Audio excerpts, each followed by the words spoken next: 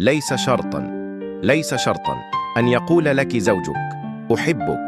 ليس شرطاً أن تتلفظ شفاهه بكلمة أحبك.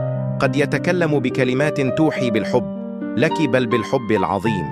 ليس شرطاً أن يتفوه بذلك، بل قد تتكلم عن ذلك رسالة صغيرة دافئة بعبارات الحب والحنين، بل حركة بسيطة عفوية، بل فعل يتم عن الإيثار والرجولة، أو قد يتم عن استبسال وتضحية.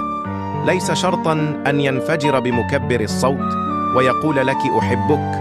ليس شرطاً أن يصعد على جبل شاهق أو عمارة من 10 طوابق ويقول لك أحبك أحبك أحبك.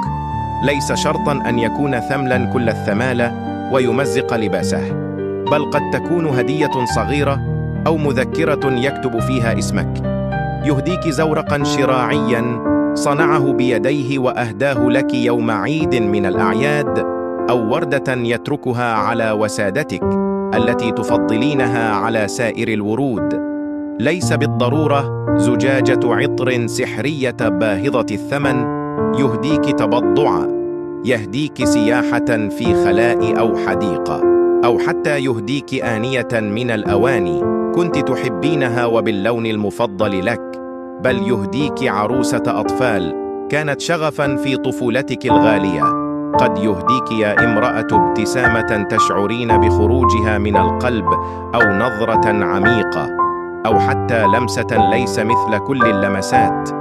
قد يضرب ويكلم ويموت من أجل شرفك وأنت لا تدرين. ألوان الحب عديدة وطرقه كثيرة، قد تدركينها أو لا تدركينها، لكن يكفي في لحظة من اللحظات أن تقفي مع نفسك وتسألي نفسك: أي لون قدمه زوجي لي؟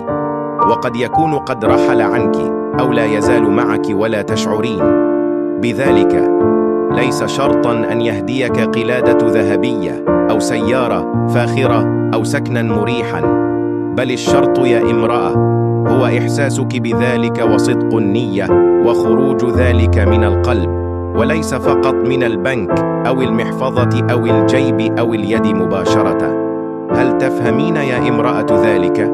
ليس شرطاً أن يكون زوجك مليونيراً أو تاجراً ناجحاً أو إطاراً مرموقاً في الدولة، لا، ليس شرطاً ذلك. وليس شرطاً أيضاً أن يكون فقيراً أو غنياً أو عاملاً بسيطاً أو مثقفاً. ليس شرطاً أن يكون فيلسوفاً.